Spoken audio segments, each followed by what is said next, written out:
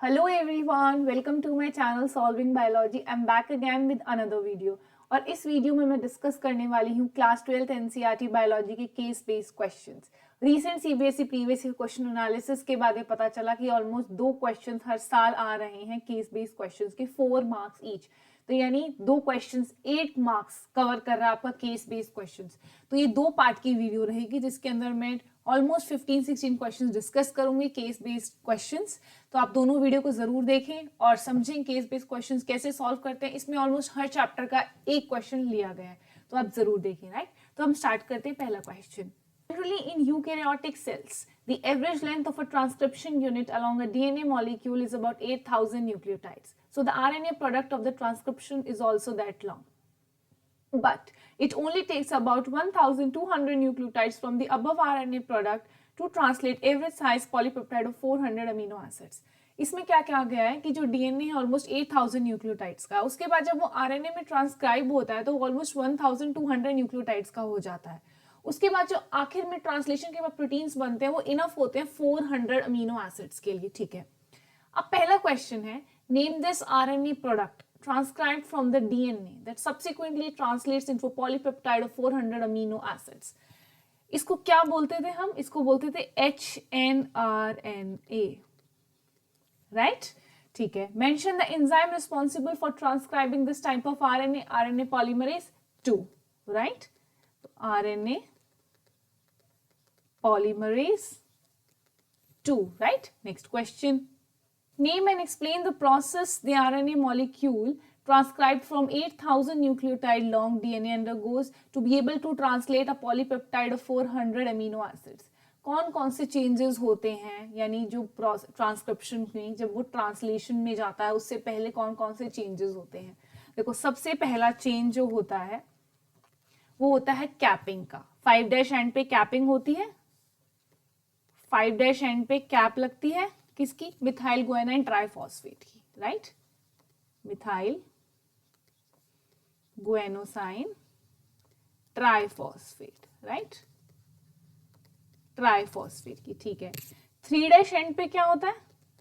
Poly A tail. Poly adenine बहुत सारे जुड़ते हैं तो पॉली ए टेल, राइट? ठीक है, उसके बाद क्या होता है? नेक्स्ट में स्प्लाइसिंग होता है। ठीक है, फिर क्या होता है? स्प्लाइसिंग, जिसके अंदर जो इंट्रॉन्स हैं वो रिमूव हो जाते हैं, कट हो जाते हैं, क्योंकि वो नॉन कोडिंग रीजन है और एक्सोन साथ में जुड़ जाते हैं। Introns removed, exons joined together, right?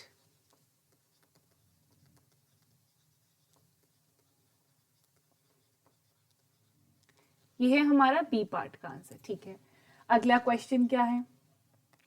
Write the number of RNA polymerases involved in the transcription of DNA in a prokaryotes and eukaryotes. Prokaryotes में कितने RNA polymerase होते हैं? बस एक होता है। और eukaryotes में 3 RNA polymerase 1, 2, 3 जो डिफरेंट RNA को ट्रांसक्राइब करता है। तो prokaryotes में होता है 1 और eukaryotes में होते हैं हमारे 3। ठीक है, और एक और ऑप्शन में भी क्वेश्चन है, तो उसके अंदर इंटरनल ऑप्शन जरूर होते हैं, एक ना एक ऑप्शन आपको मिल जाता है इन केस क्वेश्चंस में। ठीक है, जो इंटरनली होता है, ऐसा नहीं होता कि आपको 4 केस क्वेश्चंस देंगे उनमें से आपको 2 सॉल्व करने हैं, नहीं। वो 4 मार्क्स का क्वेश्चन 2 होंगे, 8 मार्क्स से वो कंपल्सरी होंगे, उसके अंदर इंटरनल चॉइसिंग जरूर मिल जाएगी आपको। ठीक है, एक क्वेश्चन की ऑलमोस्ट। अगला है, mention the difference in the site of transcription in a prokaryote and eukaryote. Transcription कहाँ होता है? प्रोकैरियोट में और यूकैरियोट में। बताओ, प्रोकैरियोट में होता है साइटोप्लाज्म में, राइट? और यूकैरियोट में कहाँ होता है? न्यूक्लियस में। ठीक है, अब हम चलते हैं नेक्स्ट क्वेश्चन की ओर। Development of recombinant DNA technology has opened gates to many breakthroughs in the field of medicine and agriculture. Recombinant DNA RDT technology कहाँ पे हमारी मदद करी है? मेडिसिन में। हमने देखा ना कौन सी प्रो इंसुलिन इंसुलिन में कन्वर्ट हो गया था, जो सी पेप्टाइड थी उसको रिमूव करके ए और बी के बीच में डाइसल्फाइड बॉन्ड्स, फिर हम ए और बी चेन को सेपरेटली वेक्टर में बनाने लगे थे, तो आरडीटी ने हमारी मदद की थी। एग्रीकल्चर में यस, बीटी कॉटन हो गया, फिर उसके बाद कॉर्न हो गया, हमारी मदद करी। ठीक है, this has enabled scientists to isolate, sequence and manipulate individual genes obtain from diverse living और dead cells. Given below is a diagram, एक डायग्राम गिवन है, हमें उसको स्टडी करना है। ठीक, पहले क्या गिवन है, एक रिस्ट्रिक्शन एंजाइम गिवन है, वो हमारे जीन ऑफ इंटरेस्ट को काट रहा है। सेकंड पे एक रिस्ट्रिक्शन एंजाइम गिवन है जो हमारे प्लाज्मिड को काट रहा है। क्या ये दोनों रिस्ट्रिक्शन एंजाइम्स अलग होंगे? नहीं, ये दोनों रिस्ट्रिक्शन एंजाइम सेम होंगे। एक ही रिस्ट्रिक्शन एंजाइम होता है जो वेक्टर को भी काटता है, प्लाज्मिड को, और दूसरा जो हमारे जीन ऑफ इंटरेस्ट है उसको भी काटता है। क्यों ऐसा क्यों होता है? क्योंकि हमें कॉम्प्लीमेंट्री जीन पेयर चाहिए ना। हम चाहते हैं कि जो स्टिकी एंड्स बने वो कॉम्प्लीमेंट्री बने, उनके बीच में बाइंडिंग हो पाए। ठीक, उसके बाद वेक्टर में कैसे डलता है? डीएनए लाइगेज उन दोनों को पेयर करता है, जोड़ता है, ठीक है, लाइगेट करता है, फिर वो किस में चला जाता है? वेक्टर में। अगले हम उसको इकोलाई में ट्रांसफॉर्म करते हैं, वहां पे मल्टीपल कॉपीज बन जाती है। उस प्रोसेस को क्या कहते हैं? Cloning, right. तो हम इसके क्वेश्चंस देखते हैं। Are two different types of restriction endonucleases used, one to cut the vector and the other to cut the desired DNA to be cloned? No. अभी हमने देखा ना, why? Because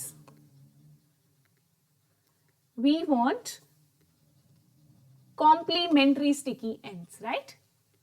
हमें complementary sticky ends चाहिए, ठीक है। अच्छा, next question. Which enzyme is used at step X to integrate the foreign DNA? DNA ligase, right? ठीक है। Next question. What is the term used for step Y showing multiple copies? देखो, step Y देखो, multiple copies को क्या बोलेंगे? Cloning. Multiple copies, clones का बनना, क्या बोलेंगे? Cloning. ठीक है। अब हमें डायग्राम बनाना है PBr322। कैसे बनता है? सर्कल, ठीक। क्या क्या शो करना है इसके अंदर हमें? एक तो ओरिजिन साइट होगी, उसको क्या बोलेंगे? ओरी। एक आरओपी की साइट होती है, उसको क्या बोलते हैं? वो प्रोटीन्स जो हेल्प करते हैं रेप्लिकेशन में, ठीक है। एक साइट होगी हमारी एम्पीसाइलिन रेजिस्टेंट, एक साइट होगी हमारी टेट्रासाइलिन रेजिस्टेंट, ठीक है। अब क्या गिवन है? एक रिस्ट्रिक्शन एंडोन्यूक्लियस की साइट बतानी है टेट्रासाइलिन रेजिस्टेंस में और एम्पीसाइलिन रेजिस्टेंस में। एम्पीसाइलिन रेजिस्टेंस के अंदर किसकी होती है? PST1 की, लिख लेते हैं PST1। और टेट्रासाइलिन के अंदर किसकी होती है? BAMH1, राइट, ठीक है। नेक्स्ट क्वेश्चन है, what does ROP code for in a plasmid? ROP क्या होता है? वो प्रोटीन्स जो कोड करते हैं रेप्लिकेशन के लिए, right. Proteins that code for replication, okay?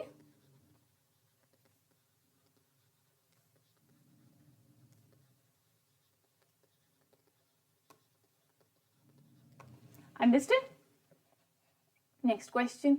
RNA interference holds great potential as a therapeutic agent for the treatment of human diseases, as a biocontrol agent for controlling pests in the agriculture fields.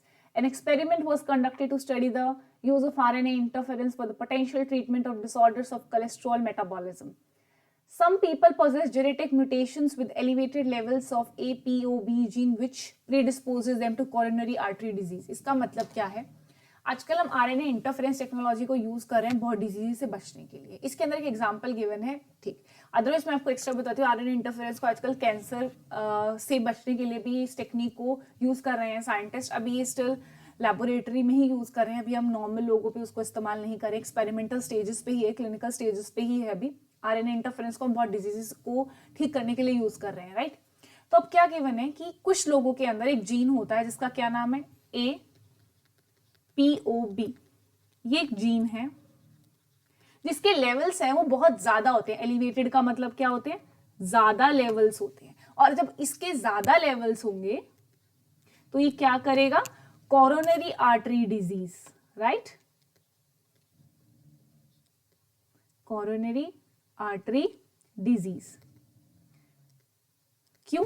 क्योंकि जब इसके level ज्यादा हो जाएंगे तो cholesterol का level ज्यादा हो जाएगा, जिस कारण कोरोनरी आर्टरी डिजीज हो जाएगा। अब लिखा है, lowering the amount of this gene can reduce the number of lipoproteins and reduce the blood cholesterol. अगर मैं इस जीन की कॉम्पोजिशन को कम कर दूं ब्लड में तो कोलेस्ट्रॉल लेवल ब्लड में मेरा कम हो जाएगा, जिस कारण कोरोनरी आर्टरी डिजीज होने के चांसेस कम हो जाएंगे, राइट।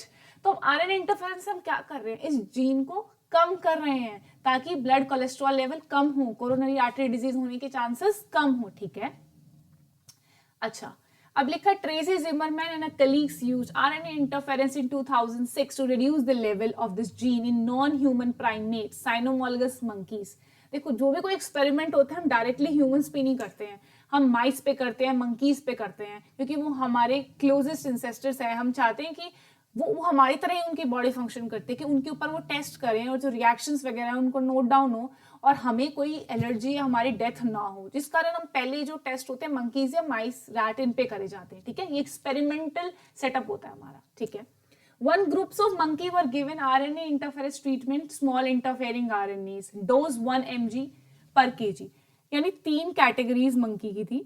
ठीक, एक मंकी की कैटेगरी को कुछ नहीं दिया, सेलाइन वाटर दिया, उसको बोलते हैं कंट्रोल। यानी हम उस कैटेगरी ऑफ मंकीज को कुछ भी नहीं देते। हर एक्सपेरिमेंट में कंट्रोल लगाना बहुत जरूरी होता है ताकि आप कंपेयर कर पाए, ताकि आपकी ऑब्जर्वेशन स्किल्स को आप देख पाए कि कैसे चेंजेस हो रहे हैं, क्योंकि हम याद नहीं रख सकते हर चीज। एक कंट्रोल करना, कंट्रोल का मतलब है उस जगह पे हम ऐसी कोई मेडिसिन या ट्रीटमेंट नहीं देंगे, क्यों, जहां पे हम देंगे उससे हमें कंपेयर करने में इजी होगा, राइट। तो पहला है सलाइन, हमने कोई भी ट्रीटमेंट नहीं दिया। दूसरे में हमने क्या ट्रीटमेंट दिया, हमने एक आरएनए इंटरफेरेंस का ट्रीटमेंट दिया, जिसके अंदर हमने कितनी डोज ली, 1 mg पर kg small interfering RNA, siRNA की हमने डोज ली, लेकिन 1 mg पर kg। तीसरे में हमने ली 2.5 mg पर kg। तो इसको देख के ही क्या समझ में आ रहा है, जिसमें मंकीज में हमने सलाइन डाला था, यानी सलाइन वाटर बस डाला था, उस मंकीज में तो इस जीन का लेवल कम होगा ही नहीं ना, होगा नहीं कम, तो कोलेस्ट्रॉल लेवल कम ही नहीं होगा, तो कोरोनरी आर्टरी डिजीज ज्यादा हो रहा होगा। अच्छा, जिसके अंदर 1 mg पर kg मैंने स्मॉल इंटरफेरिंग आरएनए डाला, siRNA डाला, जो कि आरएनए इंटरफेरेंस कराएगा, उसमें क्या होगा, जीन की कॉन्सेंट्रेशन कम हो जाएगी, जिस कारण कोलेस्ट्रॉल लेवल कम हो जाएगा और आखिर में कोरोनरी आर्टरी डिजीज होने के चांसेस कम हो जाएंगे। लेकिन जिसके अंदर 2.5 mg डाल रही हूँ तो उसके अंदर सबसे ज्यादा इफेक्ट हमें शो होगा, राइट। ठीक है, आगे चलते हैं। ये ग्राफ गिवन है, देखो ये जो क्रॉस क्रॉस सा है ये सलाइन एक्स है, ये जो थोड़ा दूसरा तरीका है ये 1 mg का, और जो ब्लैक है 2.5। इस ग्राफ को देखते ही हमें क्या समझ में आ रहा है, देखो इधर लिखा है रिलेटिव सीरम कोलेस्ट्रॉल, कि कोलेस्ट्रॉल लेवल कितना है ब्लड में। अगर आप इस पेयर को कंपेयर करें, इस पेयर को, इस पेयर में सबसे ज्यादा कौन है, ये जो सेलाइन था, ये एक्स था, ये वाई था, ये जेड था, ये X Y Z, X Y Z, X Y Z, सब में एक्स सबसे ज्यादा है। क्यों, क्योंकि उसमें हमने मंकीज को कुछ दिया ही नहीं है, तो कोलेस्ट्रॉल लेवल कैसे कम होगा, नहीं होगा। ठीक है, what do you interpret from the bars x and Z obtain after 264 hours. 264 hours के बाद आपने क्या ऑब्जर्व किया, हमने क्या क्या ऑब्जर्व किया, कि जो एक्स था वो सेलाइन था, ठीक है, और 2.5 mg वाला क्या था, जेड, जिसके अंदर कितना था 2.5 mg पर kg। ओके, तो एक्स में हमने क्या ऑब्जर्व किया, सबसे पहले कि जो कोलेस्ट्रॉल का लेवल है वो सबसे ज्यादा है, ठीक, और जेड में क्या देखा हमने, कोलेस्टेरॉल का लेवल कम है। ठीक है, ठीक है, next question, name the category of organisms in the living world where RNA interference takes place. हमने निमेटोड्स का देखा था एनसीईआरटी में, निमेटोड्स हो गया या फिर यूकैरियोट्स हो गए, राइट। ठीक है, what is the basic principle involve in RNA interference in silencing the preferred gene. क्या प्रिंसिपल था, silencing of specific mRNA, Q, due to binding with complementary double stranded RNA, right? Due to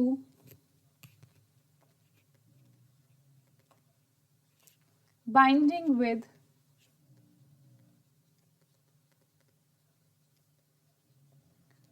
complementary double stranded RNA, right? Next question. To save the crop plant from the attack of various insect pests, the biotechnologies have developed many pest-resistant plant. हमें पता है जैसे BT cotton है, जिसमें हमने BT gene, bacillus thuringiensis gene को isolate किया rDNA technology से, और उसको हमने कॉटन प्लांट में डायरेक्टली इंसर्ट कर दिया। वो होस्ट स्पेसिफिक है, सिर्फ उन्हीं कैटरपिलर्स को मारेगी जिनके अगेंस्ट वो है, ठीक है। One such example BT corn है या बीटी कॉटन है। हमने क्राई जीन्स को इंट्रोड्यूस कर दिया, ठीक है।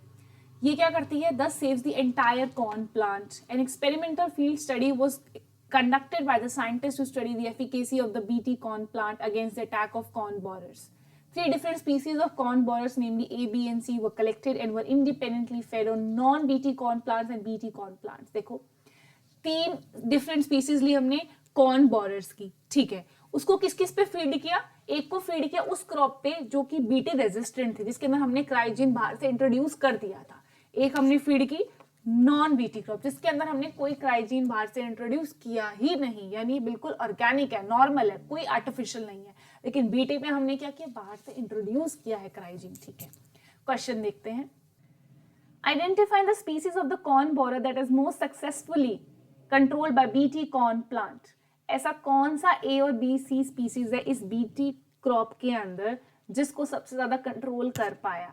हम ए लिखेंगे ना, क्यों? क्योंकि जो ए का एरिया वो सबसे कम है। ये किसका एरिया है? Leaf area which is damaged.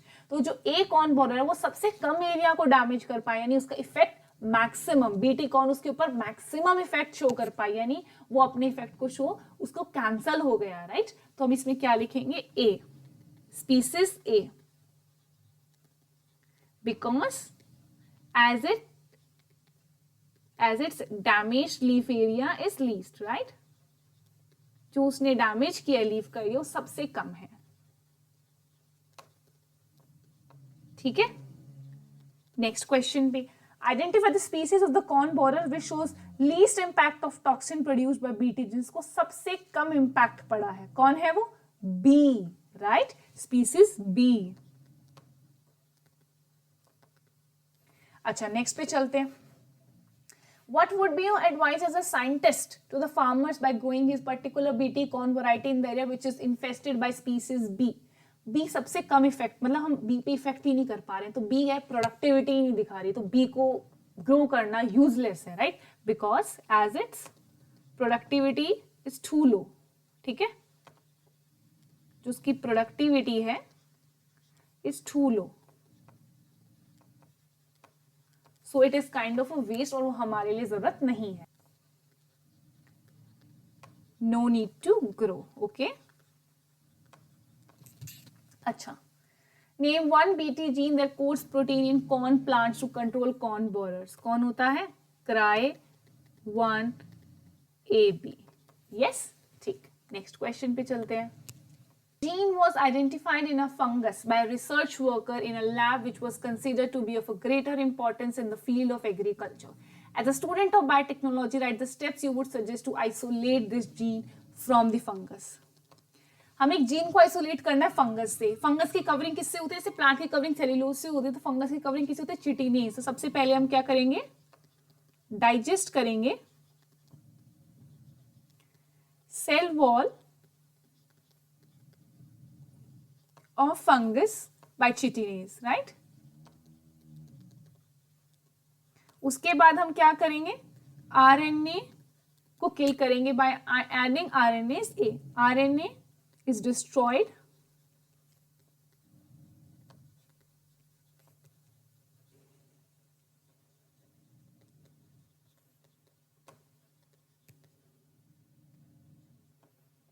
ठीक। उसके बाद हम प्रोटीन्स को कैसे डिस्ट्रॉय करेंगे? By adding protease, right. Proteins are destroyed by adding protease, right. उसके बाद क्या करेंगे? हम चिल्ड इथेनॉल डालेंगे ताकि स्पूलिंग हो पाए, हमें फाइबर्स दिख पाए, ठीक है। चिल्ड इथेनॉल डालेंगे। उसके बाद हम क्या करेंगे? रिस्ट्रिक्शन एंजाइम से कट लगवाएंगे। Cut by restriction enzyme at both gene of interest and vector. Same restriction enzyme cut लगाएगा, right, at both gene of interest and vector, right. उसके बाद क्या होगा? हम क्या करेंगे? उसके बाद एगरोस जेल इलेक्ट्रोफोरेसिस, राइट, इसके अंदर हम डीएनए के छोटे छोटे स्ट्रैंड्स होंगे उनको सेपरेट करेंगे, राइट। एगरोस जेल इलेक्ट्रोफोरेसिस, ठीक है। अच्छा, इसका एक पार्ट और था, amplify this gene for further experimentation and research. Amplify करने के लिए हम कौन सी टेक्नोलॉजी को यूज करते हैं? PCR, polymerase chain reaction. कौन से स्टेप्स होते हैं? डीनेचरेशन, एनेलिंग और extension, right? Polymerase chain reaction, right? ठीक है, नेक्स्ट क्वेश्चन पे चलते हैं। When a microorganism invades a host, a definite sequence of events usually occur leading to infection and disease causing suffering to the host. ये human health and disease का है। इसको हम बोलते हैं पैथोजेनेसिस। कोई भी पैथोजन यानी डिजीज कॉजिंग माइक्रोऑर्गेनिज्म जो मेरी बॉडी को इन्फेक्ट करेगा, तो मेरी बॉडी का जो इम्यून सिस्टम है उसके अगेंस्ट फाइट करने की कोशिश करेगा और उस एंटीजन के अगेंस्ट एंटीबॉडीज बनाएगा, राइट?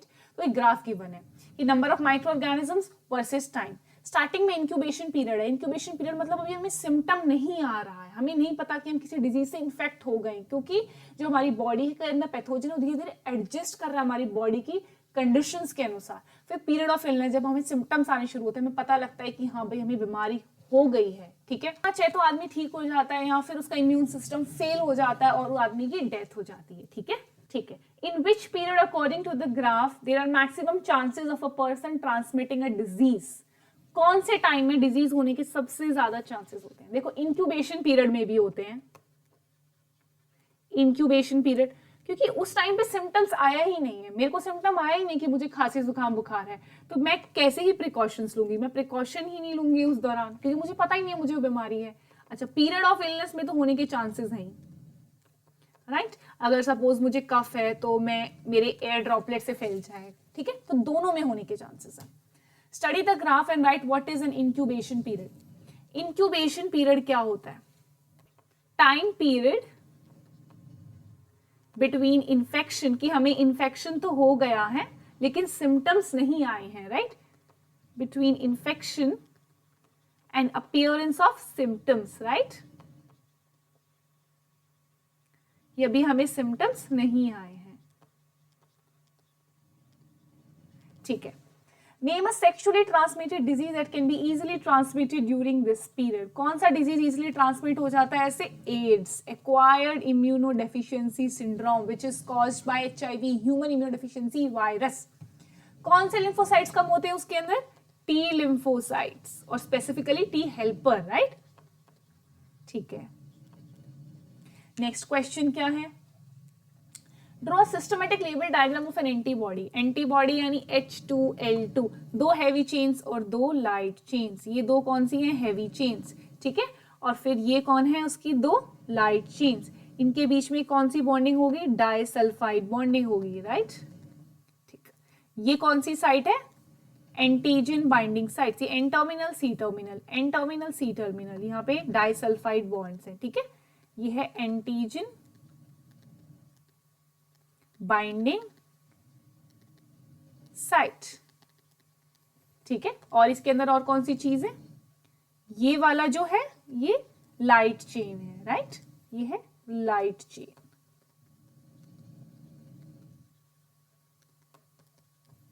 और ये है हेवी चेन, ओके। अच्छा, नेक्स्ट क्वेश्चन है, in which period the number of immune cells forming antibodies will be highest in a person suffering from pneumonia? कौन से पीरियड में हाईएस्ट होगा? जो पीरियड ऑफ इलनेस है, राइट? ठीक है। Name the immune cells that produces antibodies. कौन produce करता है? B lymphocytes, right? B lymphocytes, ठीक है। नेक्स्ट क्वेश्चन पे चलते हैं। The chromosome number is fixed for all normal organisms leading to specific where any abnormality in the chromosome number leads to abnormal individuals. Normal होता है ना 46 total chromosomes होते हैं, फिर क्या होता है 23 पेयर्स होते हैं मेल्स में, 23 पेयर्स फीमेल्स में, 22 तो ऑटोसोम्स होते हैं, प्लस अगर XY है तो मेल है, 22 प्लस XX है तो क्या है? फीमेल है, ठीक है। अब कई जगह एरर्स आ जाते हैं तो डिजीज हो जाता है, जैसे ऑटोसोमल डिजीज क्या होता है? Down syndrome, trisomia 21। या सेक्सुअल रिलेटेड डिजीज कौन से होते हैं? क्लिनफिल्टर्स हो गया या टर्नर सिंड्रोम हो गया, ये सब, ठीक है। अच्छा, पहला है state what is an aneuploidy. Aneuploidy क्या होती है? लिखो, गेन और loss of a chromosome, right? एक क्रोमोसोम चाहे तो लूज हो जाता है, गेन हो जाता है, why? Due to failure of segregation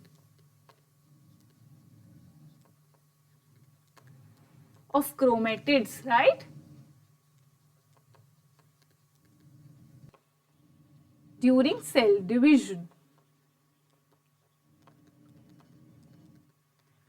ठीक है, नेक्स्ट क्वेश्चन पे चलते हैं.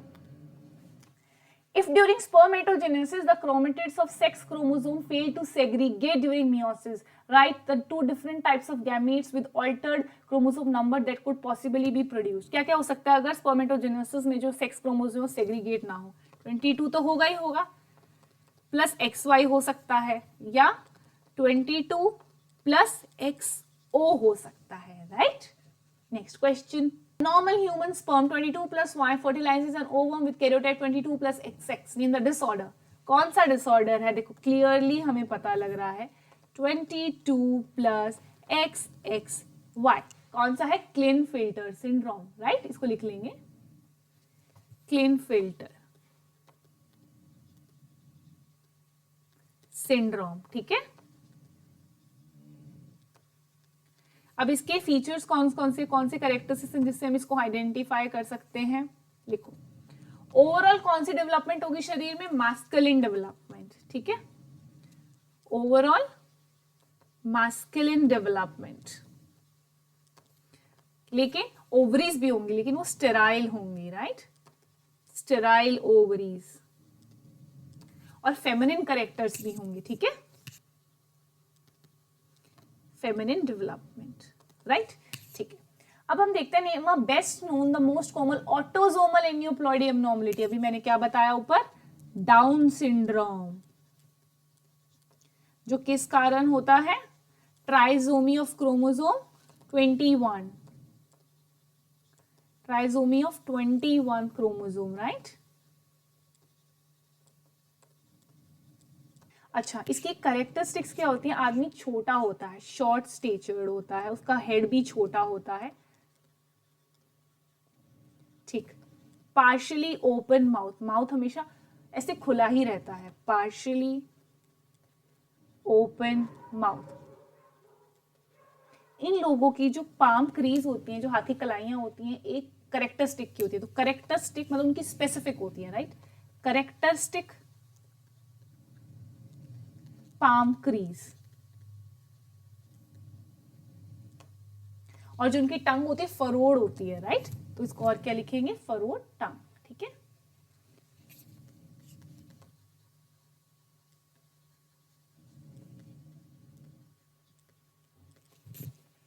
सो यार इस वीडियो में मैंने कुछ 6-7 क्वेश्चंस डिस्कस कर लिए हैं. एक पार्ट 2 भी होगा इस वीडियो में, जिसके अंदर मैं और फर्दर क्वेश्चन डिस्कस करूंगी. बहुत इंपॉर्टेंट वीडियोस रहेंगे आप लोगों के लिए. प्लीज ये क्वेश्चंस करके जाएं. 8 on 8 मार्क्स आएंगे आपके. 2 क्वेश्चन दोनों कंप्लीटली ठीक होंगे. बहुत important PYQ plus extra question हैं. आप जरूर करें. और ये जो PDF है जो मैं पढ़ा रही हूँ, you can get it on my Telegram channel. Rest if you have any doubts regarding the upcoming boards exam, drop down in the comment section or connect with me on my Instagram. Rest if you like my channel, please like, share and subscribe. Bye.